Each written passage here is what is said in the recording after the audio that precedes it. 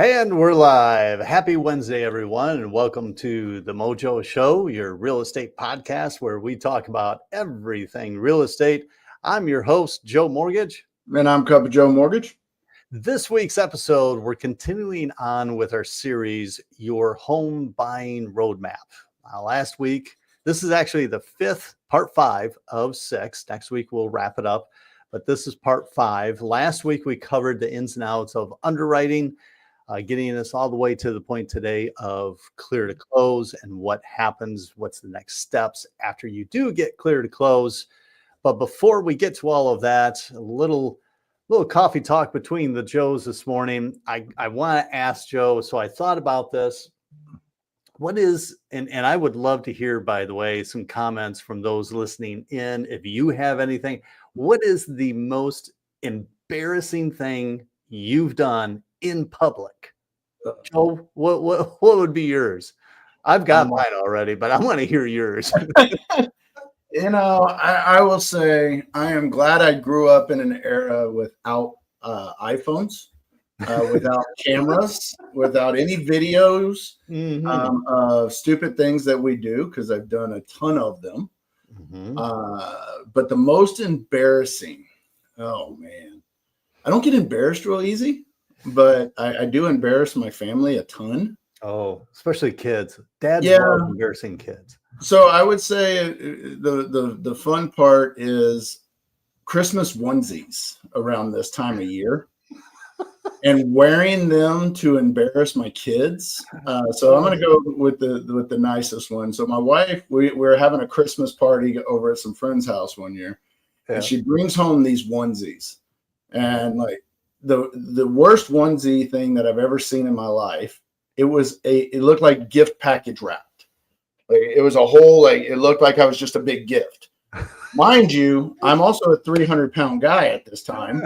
So that triple X woman's onesie that she bought me was a little tight in the torso area. Okay. So I had to make a point of wearing it in July to a July Christmas party. Oh, and picking my kids up from a friend's house, getting out of the car in this onesie in the middle of July, 110 degrees outside, and going to my brother-in-law's house for Christmas in July in a onesie. That was pretty memorable. Wow. So I'd say that one was pretty embarrassing for the kids. So I'm going to leave that one because they really did not like me picking up in a onesie Christmas present. So.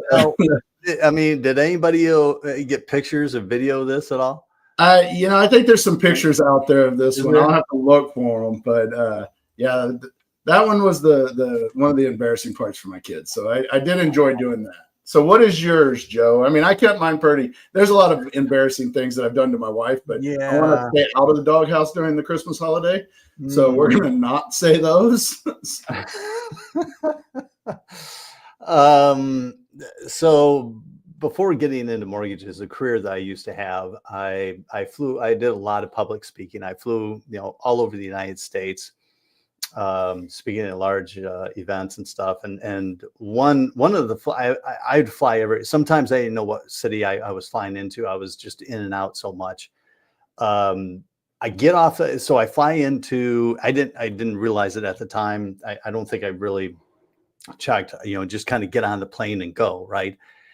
But I flew into Chicago O'Hare, right. And I get off the plane and I slept. I'm one of those that I can sleep on a plane. As soon as I can fall asleep before takeoff, and what wakes me up is when we touch on whatever city we're landing.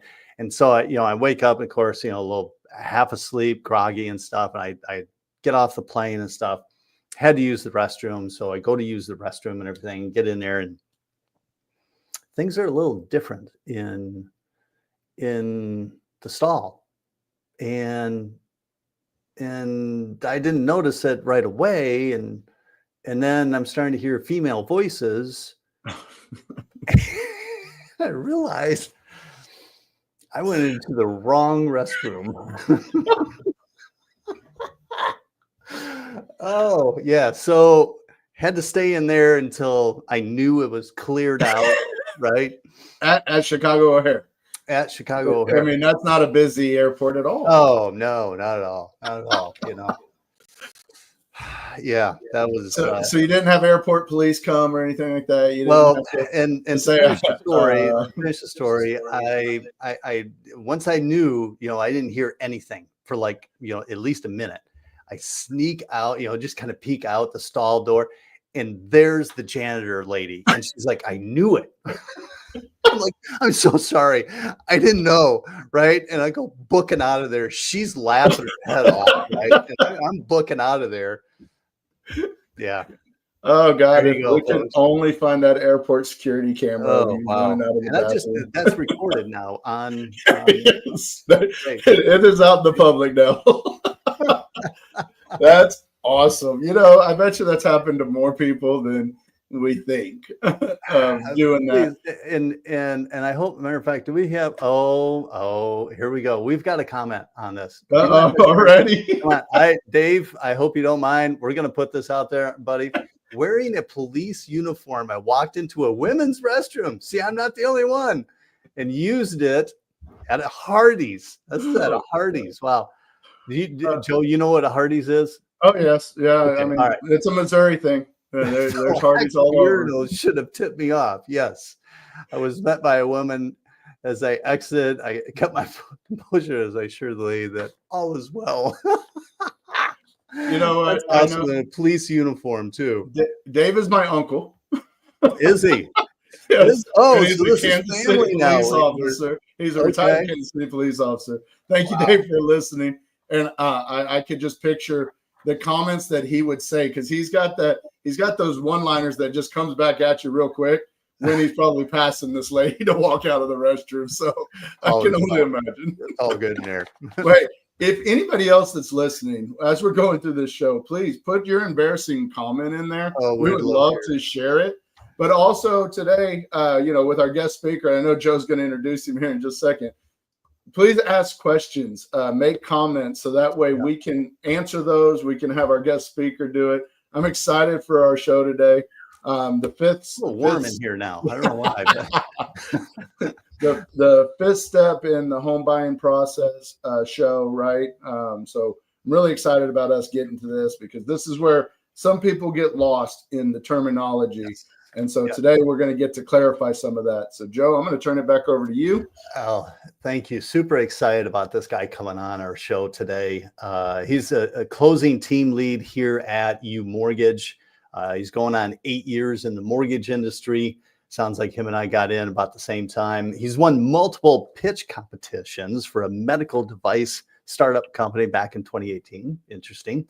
Here's something that I think is amazing, though. He's ran 2 different 50 milers, 50 miler, right? And just this year, a 55K that he ran this year. So please, everyone, welcome to the show, Dalton Pacer, everyone. Hey guys, thanks for having me. So I am very impressed. The 50 milers, we had Rob just do one not too long ago down here, and then Brandon Head, I think, did one not too long ago too, that works in our office. Those things, you've done 2 of them? Wow. Yeah, I did 2 this year. This year? Wow. Yeah. I did not know that. Well, Dalton, I will never run with you. Don't ask. Well, my pace, it's called party pace. It's a slow pace. Mine would still not be even walking pace at 50 miles. So I can run to the kitchen and back. Coffee maker's about my stint, and it's just around the corner, so we're good. Yeah. Well, that's awesome. Well, Dalton, you know, I know we did the intro stuff, but you know, tell the listeners a little bit more about you. Than just your work background. Give them a little tidbit about yourself that you want to share. And then, you know, kind of our coffee talk, you heard it, the most embarrassing moment. We're going to make you share yours too. Oh, all right. Put him on the spot. Right. I'll put him on the spot. Yeah, cool. So Dalton Facer. I live here in Utah. Lived in Utah most of my life. I've lived in a couple different states outside of Utah, Missouri, Alabama, South Carolina, but mainly in Utah. Graduated college in 2017. That's actually where I got into entrepreneurship with those pitch competitions that Joe mentioned a minute ago. And a fun fact, I guess, I've been in 13 different musicals. Oh, wow. Really? Yeah. What's one musical that we would have heard of that you were in? That So Secret Garden or Curtains are probably the two. Okay, I've most heard of well-known Curtains. ones. Yeah. Okay. Okay. Wow, that's awesome. I would now these are interesting facts, Dalton. I need to follow you more on Facebook and learn more about you. That's awesome. Yeah. So now, what's your embarrassing moment? I'm not going to let you get away with that. No, yeah, I'll keep it to running because there's been a lot of them with running. So and this unfortunately happens more frequently than you'd think, but I was running one morning on a trail here in Utah, and I, just so happens, you hear all the time, whether you're a runner or not, you need to use the restroom before you go for a run. Uh-oh. I've heard this in marathons and things like that. So yeah, it's true for most runners. And I was running on this trail, and I got the urge of the woods, if you want to call it that. And it just so happened right when that happened, right when that hit me, there were 3 girls running the opposite direction. And so I was like, okay, I need to, and I had stopped on the trail at that point. So I was kind of judging what I needed to do. And what I ended up doing was not what I would recommend in the future. Is it was a fast one. So it kind of came out like it shouldn't. And ended my run early. So went home and changed a little bit and showered, and it was good. Oh, wow. Okay. Wow. But did the girls get past you before this happened? Yeah. So, Okay. So I had stopped. They ran past me, and it was, it was all. It went all downhill from there. Yeah, all down. Yeah, that's right. That's awesome. Well, thank you for sharing that. That's not what Dalton is known for, but I do like embarrassing moments, so that's awesome. But Dalton, thank you again for what was that, Joe? Now that we've taken up half the show with our most embarrassing moment, we'll get through this one. We'll get through this one. So, we're talking about the stage today of we received the clear to close, right? So, can you tell our viewers, we've kind of went through last week with underwriting, getting the final approval and things like that, but the actual clear to close, people think we get a clear to close, we can close today. So I kind of want to open this up before we get those final numbers. What's going on with the file after a clear to close happens in our process? So that way people know there's other steps after you get a clear to close to actually get closing documents to title and get final numbers. Can you kind of just describe that step for us pretty quick? Yep. So it kind of boils down to this. Verification of information is really what it is. So it's, my team closers, and this happens at all lenders. There's a closer who then works with title or the escrow agent or an attorney, depending on the state. And you're doing a number of things in terms of verification. You're verifying vesting, how you want to hold, the property deed or the those things, confirming how the note should read. There's a lot of legal documents. It's usually over 100 pages of legal documents you're signing at closing. So we're verifying how everything should be reading and that everything is correct. Names, if there's a POA, all those things, we're verifying all that. The main part, though, is we're balancing numbers back and forth. So there's a lot of costs and fees that go into a mortgage closing, right? So there's title fees or escrow fees or attorney fees. There's an appraisal fee. There's usually a credit report fee. If you're choosing to buy down the rate, there's buy down, points on the CD. Maybe there's a temporary buy down or a seller credit, seller concessions. Those all need to be accurately placed on the CD in the right spot, as well as balance between us as the closer and title or the attorney or the escrow company. Right. Once we kind of go back and forth a little bit, we see different versions of the CD just to make sure we have everything correct. Oh, and one thing I didn't mention too, there's also prorations, right? There's the sellers own the property for a certain percentage of the year. They're going to give a proration credit, or the buyer's going to give a proration credit. The seller's already paid taxes for their portion of taxes, so that matches up, whether that's county, city, if there's an HOA, stuff like that. Okay. But we're matching things up between us and settlement agent, and then once that's all complete, that's when we're finalized as balanced, and we have a finalized bottom line that is your cash to close. Okay.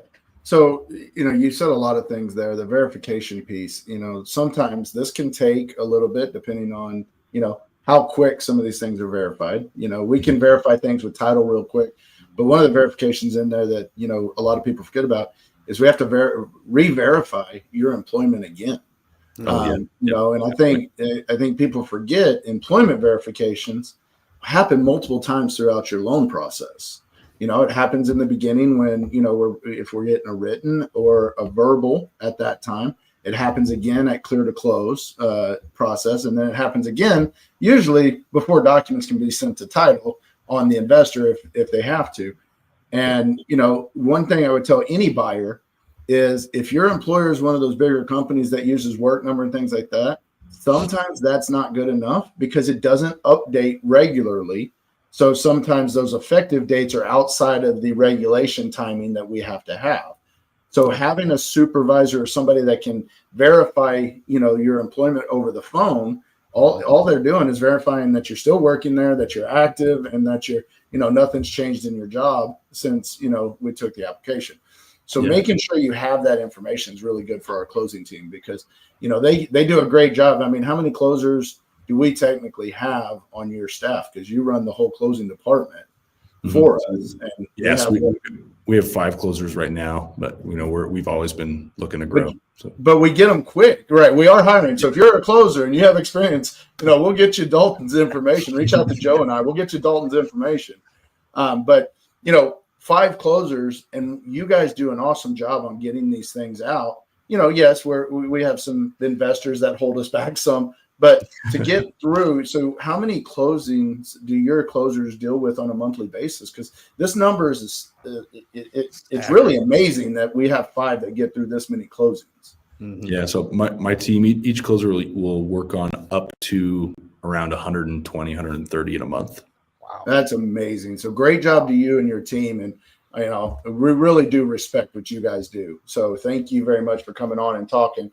But we were back to kind of the process. So you said that, once we balance with the title company, one thing people need to know is we disclose numbers a little higher sometimes because there are no tolerance on some fees, especially if it's title or lender, that you can't change it. So if we're higher, we can always go down, but you can never go up on some of those, or there's a 10% variance.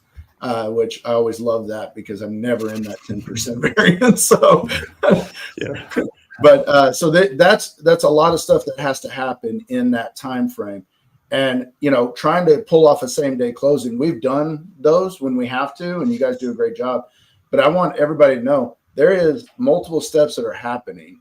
So if we can give that 48 hours after a clear to close to get documents there, get a signing set up. Doing the right thing for everybody in that transaction is the way to go. Mm-hmm. But making sure that if there's all of those exceptions that have to be done, set your team up for success and let the people know, hey, we're going to have to really turn this one. That's one thing. If you're in our industry closing loans and you don't have that relationship with your closing department, get it because you need it.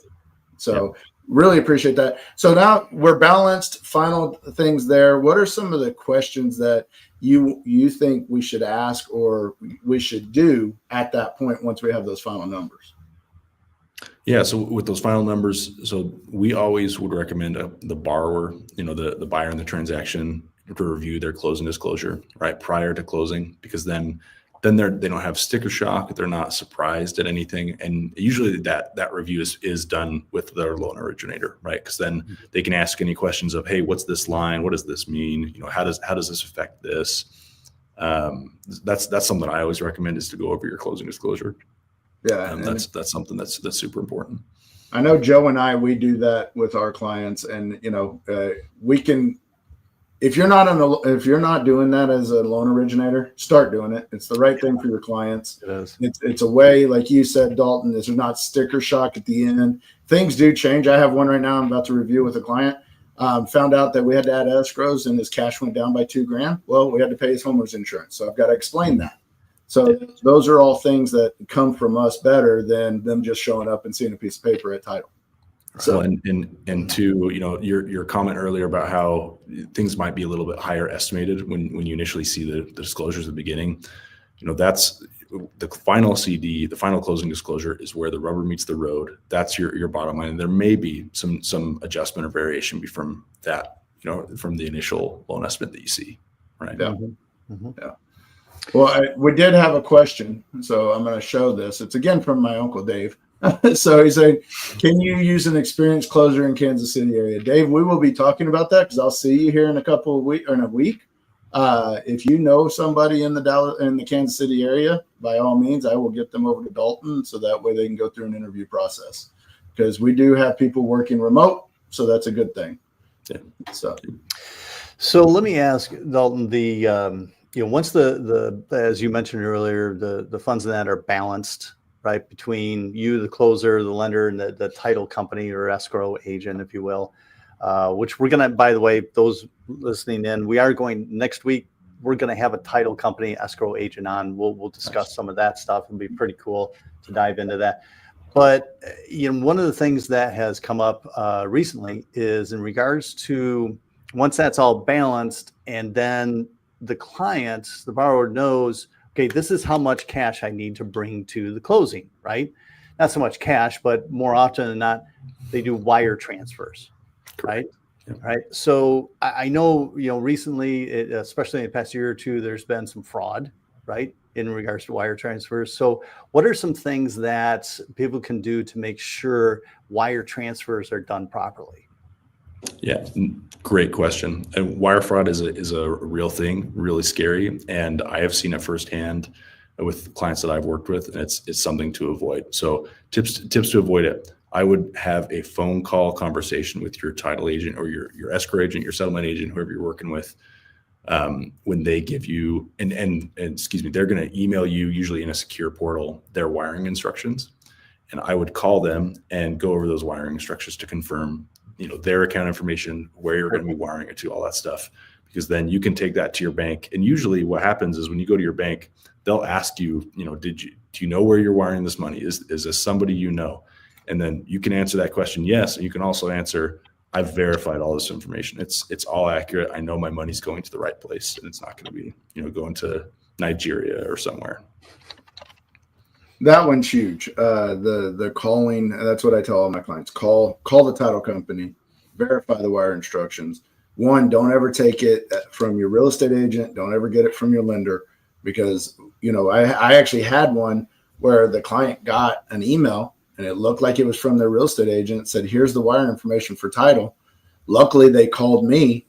I had a conversation with them. I was like, you should never get it from your agent. Let's find out what's going on. It was a dummy email, wasn't her. And, we got a hold of the title company. Somehow they intercepted and made an email address that looked like her, but it wasn't truly hers. And that client could have been out a lot of money, because I've dealt with the same thing. Wire fraud is a serious thing. So is it better to, just for our clients, that are listening in, is it better to do more of a cashier's check or wire transfer? What would be, is there one that's safer than the other? So it honestly depends, because some states and some title companies will require you to wire if it's above a certain amount. Like I know here in Utah, if it's ever above $10,000, you have to wire. You have to wire the funds to title.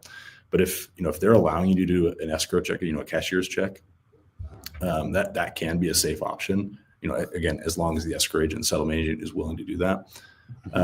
But in terms of just making sure that the wiring instructions is correct, that phone call is really just probably the best way to do that, because then that all that information that you receive is correct. I mean, and kind of to nail the nail in the coffin even more with wire fraud, there's been situations, and here at UMortgage, we actually will not. We will tell people we will never provide wire instructions to anybody, because we don't want to be in any area of responsibility for that kind of thing. Always go to your title agent.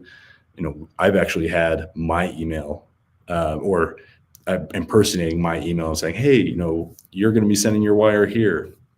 That's not correct. You're always going to want to check with your settlement agent where to be sending your funds, because they're the ones who receive those funds, disperse funds, and all that. Yeah. And one of the other things I'm going to add to this, because we just came up on one of Joe's files, if you're doing a VA or FHA loan, the accounts that we source for your funds for closing, that's where the money has to come from. So if we source Chase Bank, then that funds have to come from that Chase Bank account. If we source it from, Point Bank, which is a small little community bank, or a small little community bank, Joe, I had this with a Michigan client, remember? Small little Michigan bank. Yeah. And you're driving across the country because you're moving to Texas. Yeah. Make sure that wire gets set up before you leave, because it is not easy to get somebody to make an exception to send a wire because they don't have wire over online and stuff like that. Yep. So, sending it from the right account is a big thing too. Huge. I would always say send it from the account you have sourced, but it saves us at the end so you can get your keys, which is kind of the next topic, right? is getting the keys. So after someone's done signing and before they get the keys, kind of walk us through that step of this process, so that way the clients know there are things going on in the background that you don't see. So kind of tell them about that part. Besides signing their life away on like 100 different documents, and they get hand cramps, and that's why I said after you sign. After you sign, for 4 hours. No, I'm kidding. Usually like 30 minutes. The hundreds of pages of documents that you just talked about. I'm just kidding. And we're going to scare some people on that comment.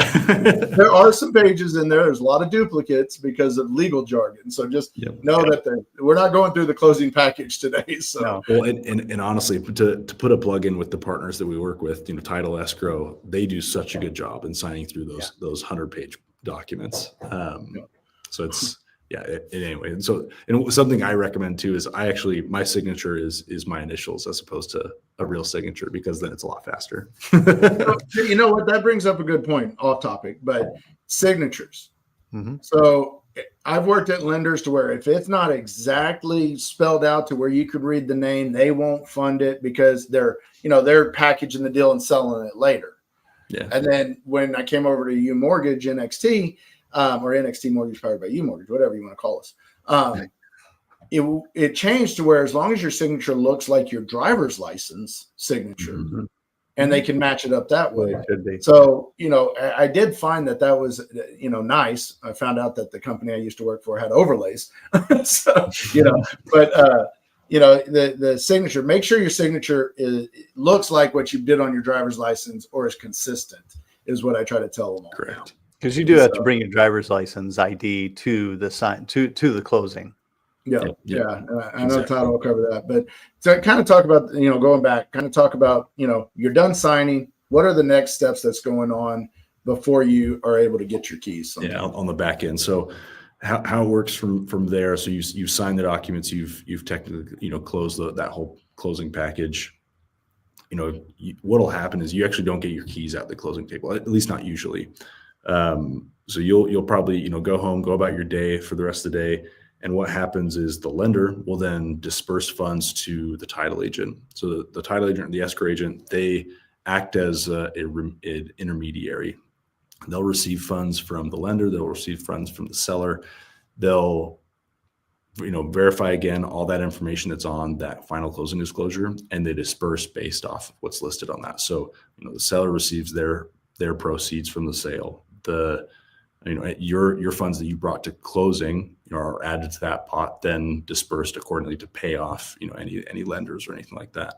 Once all that is completed, there's also recording that happens at the local county.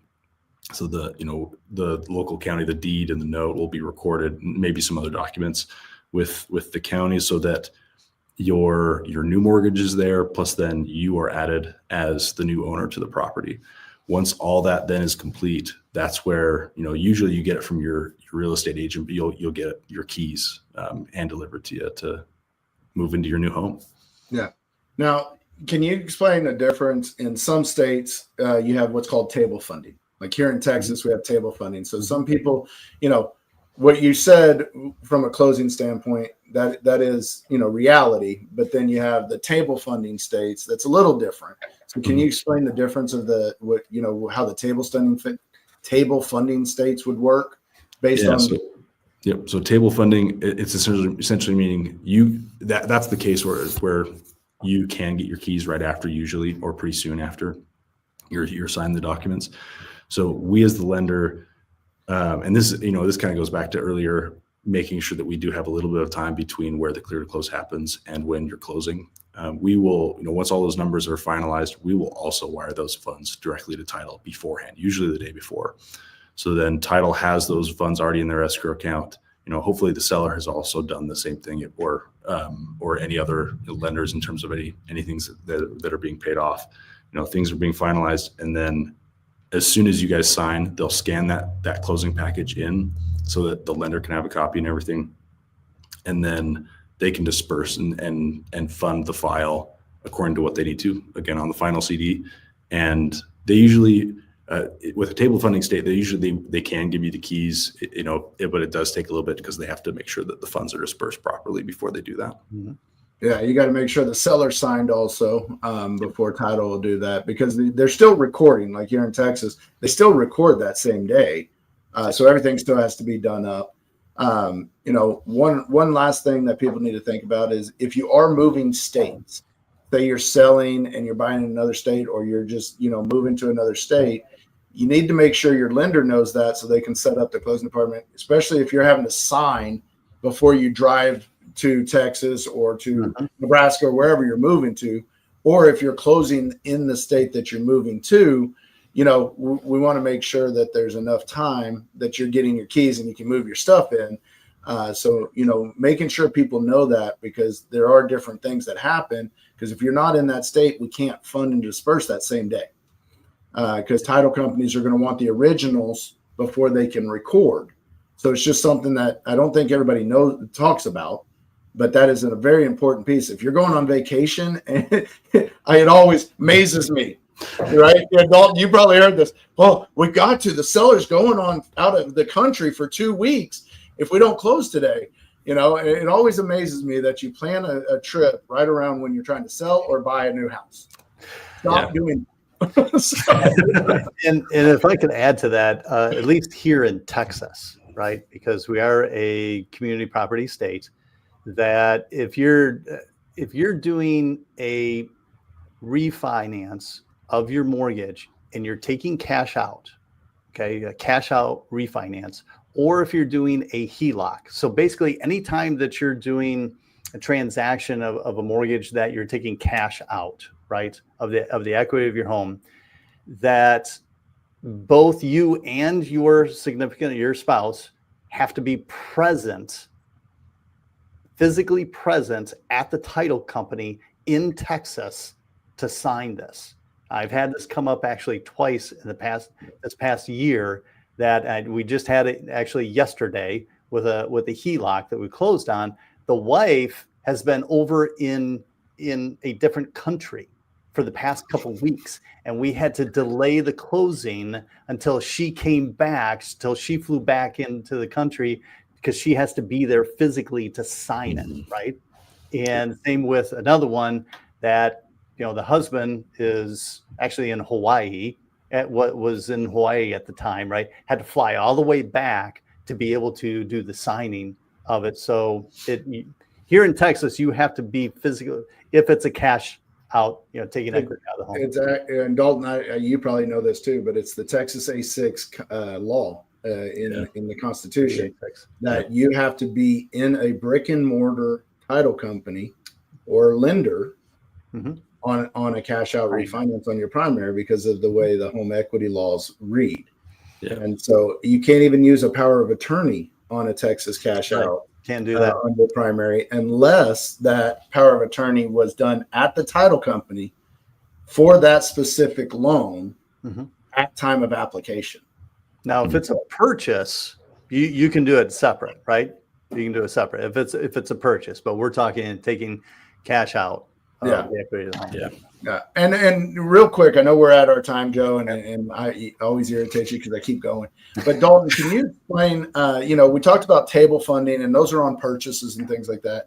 Can you explain, after you do a signing on a refinance, especially, let's talk primary, right? Yeah. Because there's a difference between primary and an investment property or a second home. But your primary home, can you talk about what happens right after they're done signing? and when they get their money, like the rescission period. Can you explain that to people so they know what it is? Yeah. So rescission, that's a great point. So with a refinance, a primary loan refinance, there's rescission, which essentially means you have the right to cancel for 3 days after you've signed. So you'll sign. So let's say you sign today, then there's 3 days that calendar days that have to happen. Once those 3 days are up, then that final day, 5th day, technically, if you count the signing day, is then the day of funding. So that's so to your point, if it's a cash out, you'll have the signing day, those 3 days of rescission, and then the funding day. So you'll get your money cashed to your account on that funding day, as opposed to the day you sign. So easiest way I explain that to my clients is if we sign on Monday, you get your money on Friday. That's the easiest way. And Sundays don't count in that clock, and holidays don't count. Those are the things that I tell them. So Monday, you get your money on Friday. Any of the other days, you're going to the next week. Exactly. So that's an easy way to say it. We really appreciate you coming on today. And I know we could keep going for another 30, 45 minutes on this topic.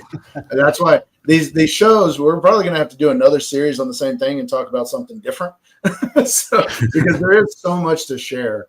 And I really appreciate our guest speakers coming on because, it just adds to what we know, but it's from the professional in that area of our field. So definitely appreciate you coming on today, Dalton, and educating all of our listeners and, the behind the scenes look at getting the loan clear to close, or CTC as we call it, and, what happens afterwards. So really appreciate you coming on and educating everyone.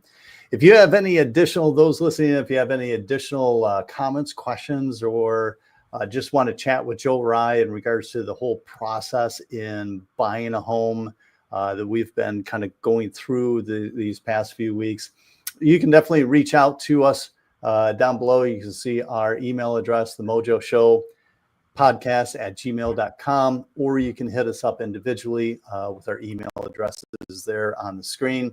Next week, be sure to tune in as we wrap up our series on your home buying roadmap as we cover the closing day countdown. Your dream home is almost yours, so let's make sure that you're ready for it. So be sure to tune in at our usual time, Wednesday mornings, 9 a.m. Central Time. Definitely want to thank everyone for listening in. Comments, we really do appreciate it. The thumbs up, the hearts, we appreciate all of you listeners tagging all of that in there. If you missed part of this series or even part of today's show, go to our YouTube channel at the Mojo Show Real Estate Podcast, and you can catch up on the rest of the series and other podcasts that we have on it. While you're there, be sure and hit the subscribe button because we are on a mission to get to 1,000 subscribers. Before we close things out, though, Joe, any last words or nuggets of advice for our listeners? I'm going to put Dalton on the spot. Go to the YouTube channel and subscribe for me. I would love to have you subscribe for our show. And thank you again for coming on. I really appreciate you. Yeah, glad to. Well, I'm Joe Mortgage, and that handsome guy with the beard is Cup of Joe Mortgage, and we'll see you next week.